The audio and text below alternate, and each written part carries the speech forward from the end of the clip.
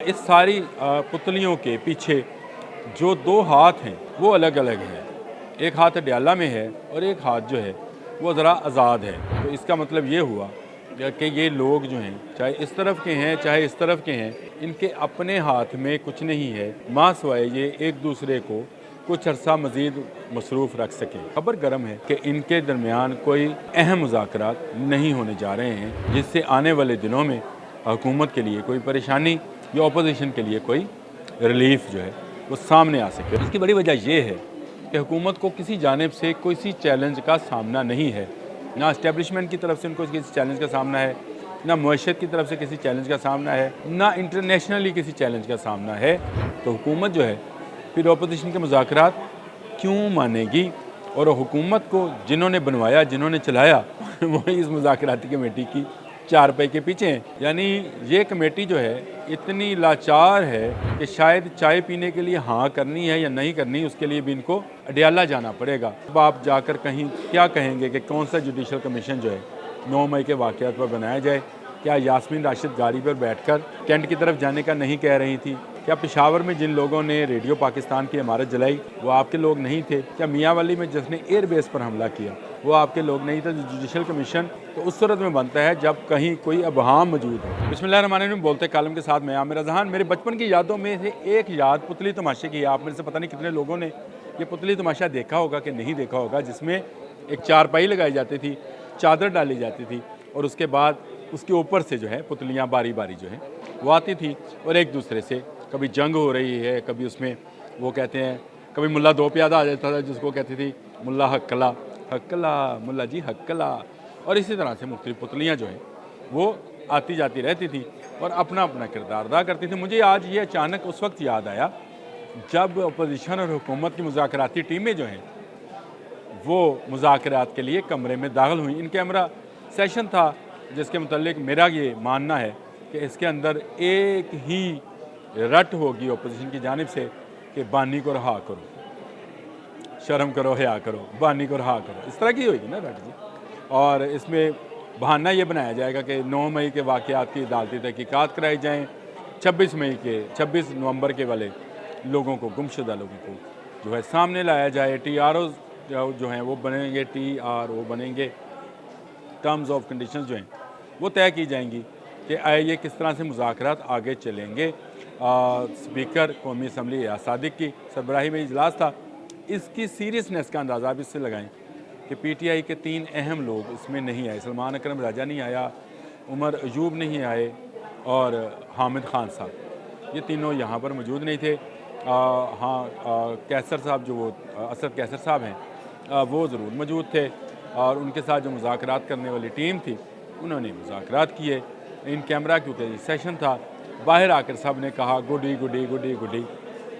लेकिन इस सारी पुतलियों के पीछे जो दो हाथ हैं वो अलग अलग हैं। एक हाथ अडयाला में है और एक हाथ जो है वो ज़रा आज़ाद है। तो इसका मतलब ये हुआ कि ये लोग जो हैं चाहे इस तरफ के हैं चाहे इस तरफ के हैं, इनके अपने हाथ में कुछ नहीं है माँ सिवाय ये एक दूसरे को कुछ अरसा मज़ीद मसरूफ़ रख सकें। मैंने अपने पहले वाले जो व्लॉग है इसमें ये बात की भी है कि ये लोग जो हैं ये इसी तरह बैठे रहेंगे, गुफ्तन चुनीदन बर्खास्तन वाला मामला होगा और खाया पिया कुछ नहीं, गिलास तोड़ा 12 आना। मेरी चाय 4 आने की भी हो, चाहे ठंडी नहीं होनी चाहिए, चाहे ज़रा गर्म होनी चाहिए, क्योंकि खबर गर्म है कि इनके दरमियान कोई अहम मुज़ाकरात नहीं होने जा रहे हैं, जिससे आने वाले दिनों में हुकूमत के लिए कोई परेशानी या अपोजिशन के लिए कोई रिलीफ जो है वो सामने आ सके। और उसकी बड़ी वजह चाय का घूंट लेने के बाद बताता हूँ। उसकी बड़ी वजह ये है कि हुकूमत को किसी जानिब से किसी चैलेंज का सामना नहीं है। ना इस्टेब्लिशमेंट की तरफ से उनको किसी चैलेंज का सामना है, ना मुआशरत की तरफ से किसी चैलेंज का सामना है, ना इंटरनेशनली किसी चैलेंज का सामना है। तो हुकूमत जो है फिर अपोजिशन के मुज़ाकरात क्यों मानेगी? और हुकूमत को जिन्होंने बनवाया, जिन्होंने चलाया वही इस मुज़ाकराती कमेटी की चारपाई के पीछे हैं। और दूसरी चारपाई के पीछे कौन है? जहाँ से दूसरे वारियर्स जो हैं वो आ रहे हैं, वो अडयाला में बंद एक शख्स है जिसको बानी PTI इमरान खान कहते हैं। جن کے متعلق ہے کہ وہ ہر بات ان سے پوچھ کر کی جائے گی، ہے نا مزہ۔ یعنی یہ کمیٹی جو ہے اتنی لاچار ہے کہ شاید چائے پینے کے لیے ہاں کرنی ہے یا نہیں کرنی، اس کے لیے بھی ان کو اڈیالہ جانا پڑے گا۔ تو وہاں سے اڈیالہ سے جو احکامات آئیں گے اس میں سب سے پہلا حکم تو یہ ہوئے گا، مجھے باہر نکالو میرے نوجوانوں، مجھے باہر نکالو۔ تو لیکن کیسے باہر نکالیں؟ اب آپ کا کیس جو ہے فوجی عدالتوں میں جانے والا ہے، کیونکہ جو لوگ 25 پکڑے گئے تھے انہوں نے تمام بیانات ایسے دیے ہیں جس سے زمان پارک والا زمان پارک والا گھر جو ہے جو آج کل بشرا بی بی کے نام پر ہے، اس گھر میں سازش کیسے گھڑی گئی اس تک کڑیاں ملتی چلی جا رہی ہیں۔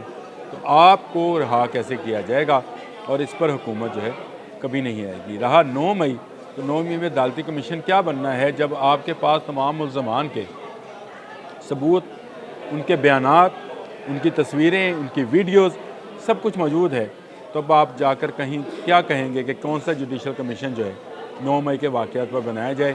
کیا یاسمین راشد گاڑی پر بیٹھ کر کینٹ کی طرف جانے کا نہیں کہہ رہی تھی؟ کیا پشاور میں جن لوگوں نے ریڈیو پاکستان کی عمارت جلائی وہ آپ کے لوگ نہیں تھے؟ کیا میاں والی میں جس نے ایئر بیس پر حملہ کیا وہ آپ کے لوگ نہیں تھے؟ جوڈیشل کمیشن تو اس صورت میں بنتا ہے جب کہیں کوئی ابہام موجود ہو۔ یہاں تو ابہام ہی نہیں ہے، سب جا رہے ہیں اور کھلے عام پل کراس کر رہے ہیں، گاڑیاں جلا رہے ہیں، پولیس والوں کو مار رہے ہیں، سب نظر آ رہا ہے۔ جب ابہام کوئی نہیں ہے، جو مذاکراتی کمیٹی کے پاس کرنے کو کیا ہے آپ کا ٹائم ضائع کرنے کا؟ اس کا ٹاسک ہی یہی ہے کہ آپ کا وقت ضائع کیا جائے، اور وہ جو چارپائی لگا کے پتلیاں جو تھی بنتی تھی وہ اس طرح چلائی جاتی تھی ہاتھوں کے ساتھ، اس میں 2 گانے بجانے والیاں سامنے بیٹھی ہوتی تھی چارپائی کے، اور ایک ہارمونیم والا اور ایک ڈھولک والا ہوتا تھا، اور وہ ان کا کام ہوتا تھا دل لگانے کے لیے جو بچے سامنے بیٹھے ہیں ان کے لیے گانے، اور جہاں پر وقفہ چاہیے ہوتا تھا اس پتلی نچانے والے کو وہاں پر وہ گانے پیش کرتے تھے۔ اس کا کام آج کل میڈیا نے کرنا ہے۔ ذرا غور کیجئے گا، 8 بجے سے لے کر رات 11 بجے تک کے سارے پروگرامز باری باری چاہے سوئچ کرتے ہوئے دیکھتے چلے جائیں، وہ ان ٹی آر اوز اور ان کو جو ہے مذاکراتی کمیٹیاں، کون آیا کون نہیں آیا، اس کے علاوہ ڈھول بجانے کو ان کے پاس کوئی اور نئی بات نہیں ہوگی۔ لیکن جو اصل بات ہے، جو مذاکرات ہونے ہیں وہ یہاں نہیں ہونے ہیں، وہ ان کی مرضی سے ہونی ہے جن کی اس وقت کوئی مرضی نہیں ہے۔ وہ کسی کو کوئی ریلیف دینے کو تیار نہیں ہے، خاص کر ان کو جنہوں نے اداروں پر حملہ کیا تھا یا حملہ آور ہوئے یا اس کی پلاننگ کی، ان کو کسی قسم کا ریلیف دینے کو تیار نہیں۔